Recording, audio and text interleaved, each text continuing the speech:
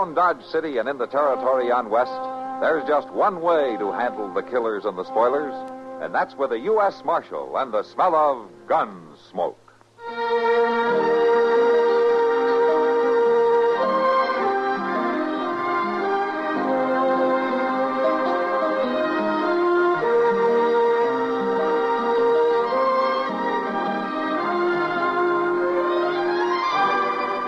Gunsmoke, starring William Conrad. The story of the violence that moved west with young America. And the story of a man who moved with it. I'm that man. Matt Dillon, United States Marshal. The first man they look for and the last they want to meet. It's a chancy job, and it makes a man watchful. And a little lonely.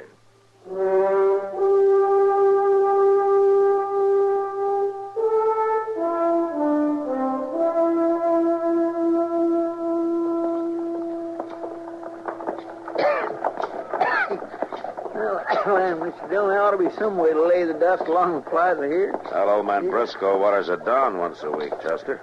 Sure, and there's mud up to your knees for 2 days and dust all the rest of the time. Well, I guess that's the price of civilization. What is? Dust. What civilization got to do with dust? Well, Dodge is growing, Chester. More people coming west all the time. Yeah. Maybe we ought to move on west ourselves. Oh, where to? Oh, I don't know. Colorado Territory, maybe? Hey, look at there. What? Oh, that sign there in that store there. Laughing gas show tonight. Phenomenon. Huh? That's phenomenon, Chester.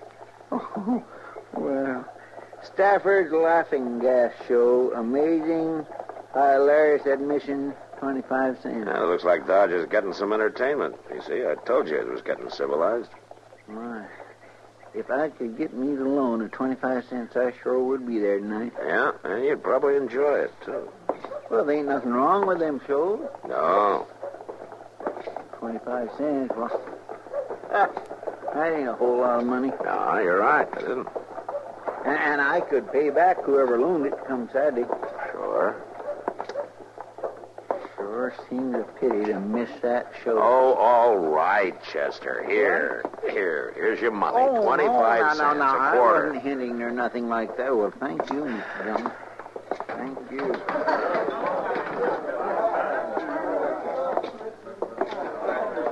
Well, hello, Matt.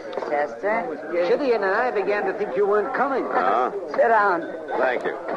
Sam, bring over another pitcher of beer, will you? Right away, Miss Kitty. It's nice to know the law's on its appointed rounds, even if it means friends are kept waiting. Now, is Doc mad because he had to buy the first pitcher of beer?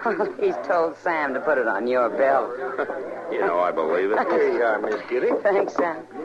Say, Doc, you know what we just seen down the street? Yeah. A circus? No. A sign saying there's going to be a laughing gas show here tonight. It's the same thing. Now, Doc, there's nothing wrong with a laughing gas show. A bunch of darn fools getting up and showing off in front of a bunch of darn fools. I ain't never been to one. I met Mr. and Mrs. Stafford earlier today. They're the people that put the show on. Yeah, they seem real nice. There's no reason why they shouldn't be. Mrs. Stafford's a pretty little thing. Hey, see, Doc? Oh, pretty or not. I don't want to talk about it. What is it that bothers you, Doc? Have you ever been to a laughing gas show? No? Did you ever take gas yourself? Why, did you? Yes, in medical school. It's nitrous oxide, an anesthetic, and it's also an intoxicant. Well, Miss Kitty, you going to be at the show? Well, I don't think so, Chester. How about you, Mr. Dillon? I guess I might as well, Chester. You'll make life miserable for me if I don't. Good. I just can't hardly wait.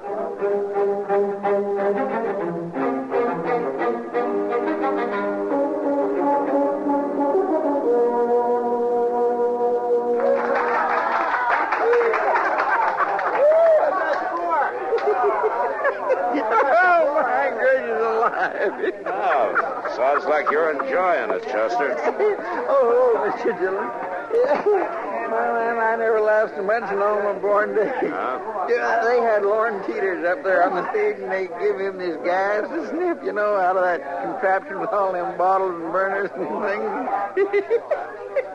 He got drunk as the Lord. Lauren Peters? Yeah. He sang and he danced and he laughed and cried all at one time. He's kind of old to be carrying on like that, isn't he? Well, I'm just as glad he ain't going to be shaving me tomorrow. And now, the next volunteer is Mr. Cloud Marsh. Don't be scared. Here, sir, is your $1 for volunteering. Now, sit down right there. Good. Now, just put this nozzle in your mouth and breathe deep. That's it. Keep breathing. In. Out. In. Out. That's right. It's all right, folks. It won't hurt him. Cloud Marsh ain't so bad when he's asleep. He'll come to in a minute. See, Mr. Dillon, when they come out of that gas, there's just no telling what they'll do. Yeah, but if Cloud Marsh comes out his real self, it might be quite a ruckus. Do us a favor, mister. Keep that bully under forever. Where is it? I'm gonna smash you for this. Take it easy, mister. It's all in fun. Who wants a fight? I'll fight anybody in the face. Oh, poor Cloud. Poor crybaby Cloud. I know you don't like me. You don't like any of us. But me and my brothers will fight you any time. And we'll get you. We'll get you good. Maybe you better go. I ain't going nowhere. I'll show you. Stop it. He busted all the laughing gas equipment. A couple of you men better help me here. The gas has made him a little argumentative. Come on, Chester, let's get out of here. What a thing to do. I've got some more apparatus in the back room. The show will continue in just a moment. Well, that doggone Cloud Marsh starting to ruckus like that. Well, Stafford said you'll become your natural self. And he sure did. Them Marsh boys just wants to fight all the time, don't they? And there could be trouble from this, Chester. Well, why? My gracious, he's the one that started everything. But a man like Cloud Marsh can't take being laughed at. Yeah, he'll make trouble, sure.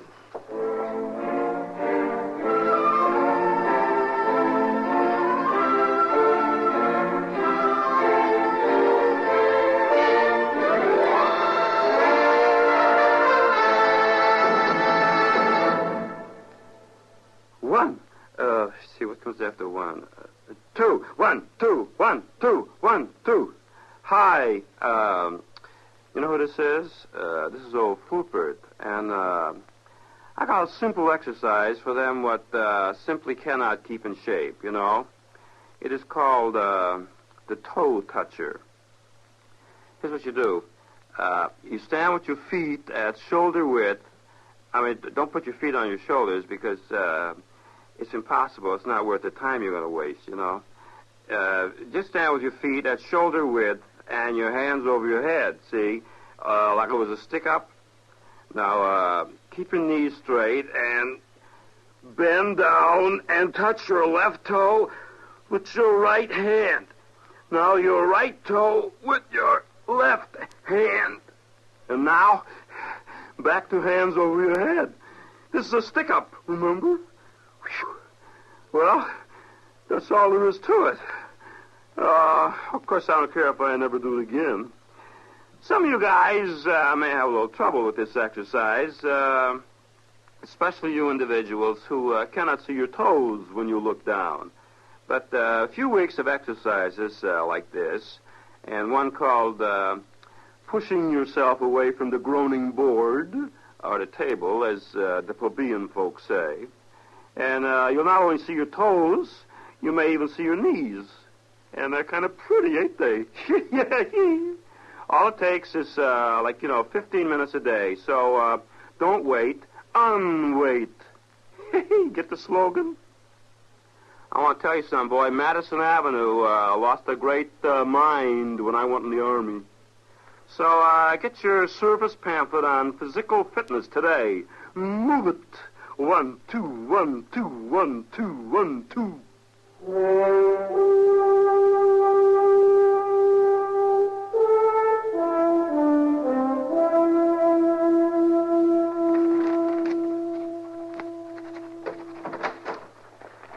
Hello, Matt. Yeah? Oh, morning, Doc. There's some coffee on the stove. Help yourself. Yeah, thank you. And how was the show last night? Well, I got there late, so I didn't see it all, but Chester said I was fine. I suppose Chester got up on the stage and made a fool of himself. Well, he probably would have, but he didn't get the chance. Cloud Marsh took some of the gas and wanted to fight everybody in the place. Then he started crying and busted up all the equipment. It's a good thing those ornery brothers of his were down at the Long Branch instead of at the show. They'd have busted up the whole store. Yeah. You know, Matt, nitrous oxide's a dangerous thing to mess with. Too much can be fatal. I remember this boy at medical school who took this... Hey, Doc. Doc, I've been looking all over for you. Yeah? What's the matter, Chester? It's Mr. Stafford. He's been hurt bad. What? How? Well, Miss Stafford didn't say. Just that he got beat up and she needs Doc down at the store right quick. Take me a minute to run up and get my bag, and I'll meet you out in front. All right, Doc. Where'd it happen, Chester? When? Oh, I don't know, but it couldn't have been too long ago. Miss Stafford said her husband was out back of the store with a wagon, and she heard a ruckus and run out, and she seen all three of them running off. All three who? Yeah, Cloud Marsh and them two brothers of his. He just ought to be tarred and feathered, Mr. Dillon. All of them should. Yeah. What in the world was they after beating Mr. Stafford near to death? Well, I told you last night that some men can't stand being laughed at. Come on, Matt. Let's go. Chester, you better come along, too.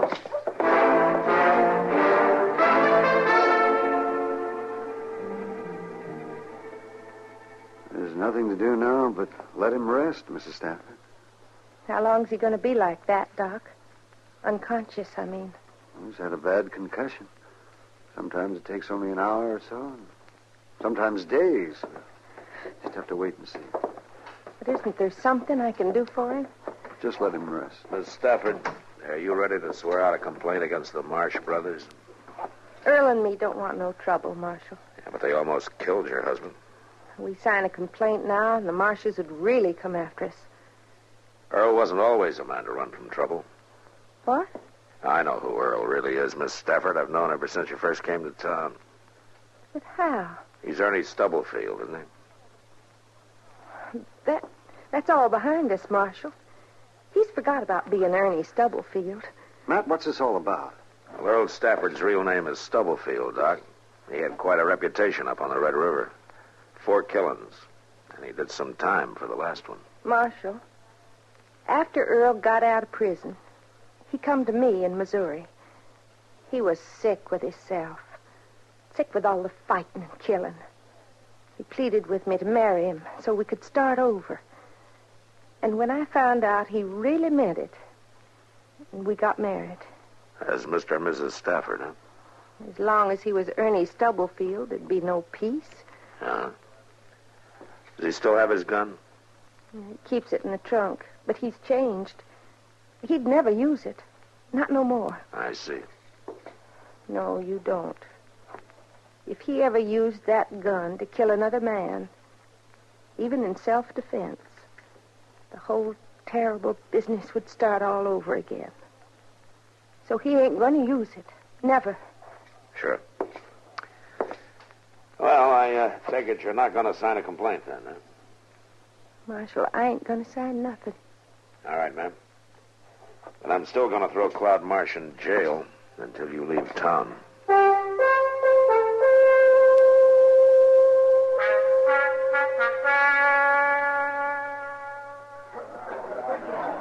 But I tell you, I was right there in Pottawatomie County, and I seen it. Look, Andrew, them Marsh boys, they don't like that kind of talk. Well, John Brown come down the creek and murdered all 5 settlers. Now, you ask Watt over there. He ought to know.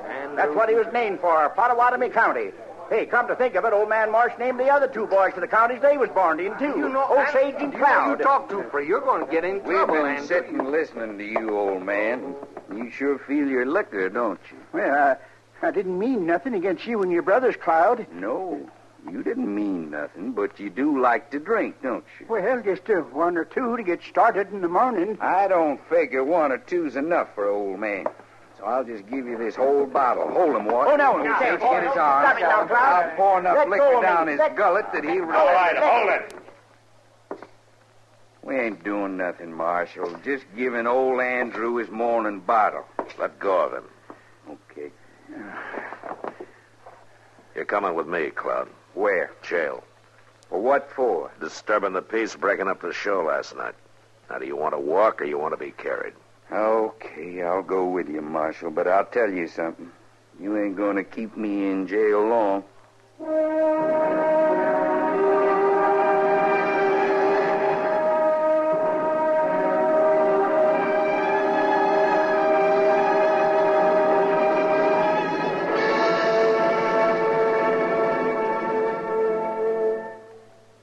Myron J. Bennett again with another little-known item of American military history.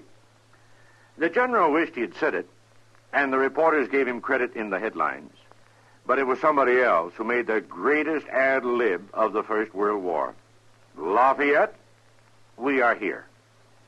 It happened when the first American expeditionary forces reached Paris, and the French asked General John J. Blackjack Pershing to deliver an address commemorating the event at the tomb of the military hero Lafayette. Pershing, however, designated Colonel Charles Stanton to handle the oratory, and the colonel duly delivered and concluded his speech. We pledge our hearts and our honor in carrying this war to successful issue. Then, remembering the Frenchman's great help and friendship for America in revolutionary days, he saluted the tomb and called out, Lafayette, we are here. General Pershing was persuaded to speak briefly after that, and somehow the newspaper men put the famous line into his remarks. But the general himself later wrote, I have often wished it could have been mine. But those words were spoken by Colonel Stanton, and to him must go the credit. Incidentally, Lafayette is buried in American soil that he brought back to France after the Revolutionary War.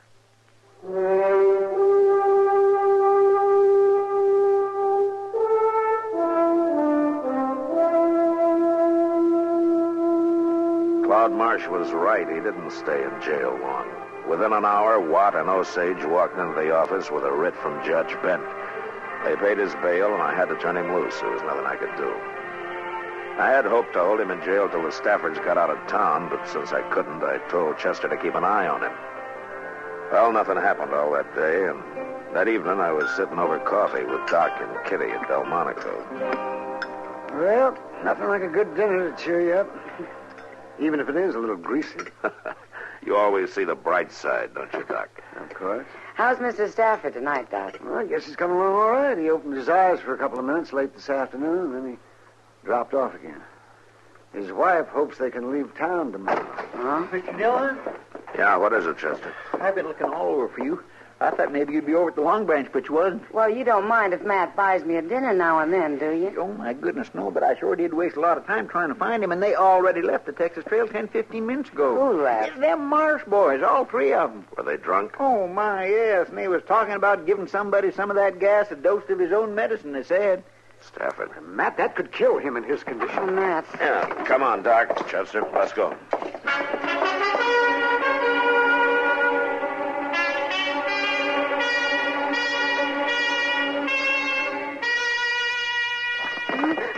Yesterday, I put on a show for you. Now you're going to put on a show for us, Mrs. Stafford. Oh, please. You may sing, you may dance, you may make a fool of yourself. Ain't no use calling him laying there unconscious in the back room like he is. He ain't about to help you none. Don't do this, please. He was mighty thoughtful to leave all the equipment out here on the table, Mrs. Stafford. Now, sit down. Sit. You just take this mouth. No, please. No. That's it. Breathe in, breathe out. Now, don't act like that. You need a little more gas to put on a good show for you. Let me go. Why, you just ain't nowhere near happy yet, Mrs. Stafford. Give me another one. All right. Turn around, Cloud. Well, looky there. Old man Stafford got up out of bed. You filthy pigs. Now, that ain't no way to talk. You let go of my wife. Cloudy's got a gun. Earle, don't shoot. Don't worry. He ain't going to. Don't shoot. He ain't got the strength. Stand away from her. Not likely. Don't you forget, I got a gun in her back. All right, hold it, all of you. I'll handle this, Stafford. You stay out of it, Marshal. Put up your guns, both of you. There's 3 of us, Marshal. There'll be a fool, Cloud. Now turn her loose. All right. I'll turn her loose.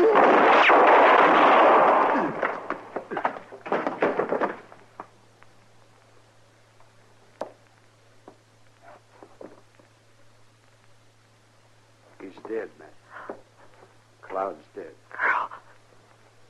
Earle, you killed him. No, he didn't, Miss Stafford. It was my bullet that got him. Is that true? You shot him? Yeah, that's true. Your aim was off, Stafford. Afraid of hitting your wife, I guess. Thank heaven. All right, you two. Watt, Osage. You find your horses and you get out of town. Now, you keep on riding. Yeah.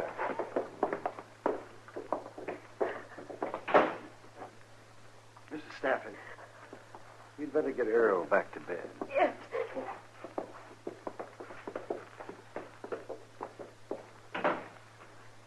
My, Mr. Dillon, did you see the look on Miss Stafford's face when she found out Earle missed Cloud, that he didn't kill him?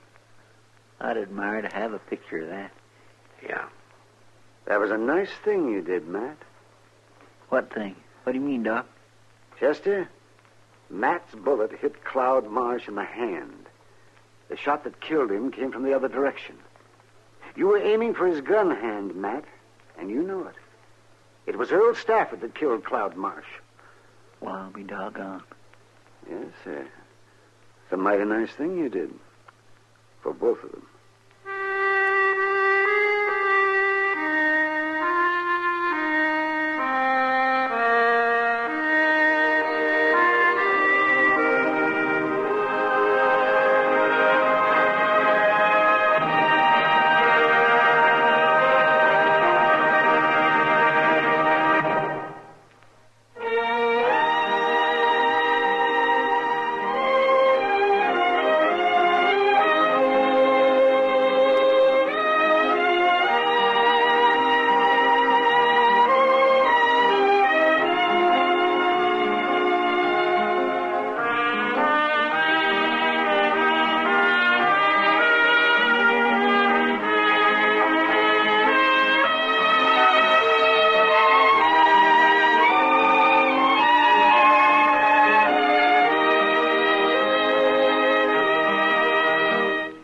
Gunsmoke. Produced and directed by Norman MacDonald. Stars William Conrad as Matt Dillon, U.S. Marshal. Featured in the cast were Parley Bear as Chester, Howard McNear as Doc, and Georgia Ellis as Kitty. George Walsh speaking. Join us again next week for another specially transcribed story on Gunsmoke. This is the United States Armed Forces Radio and Television Service. VintageRadioshows.com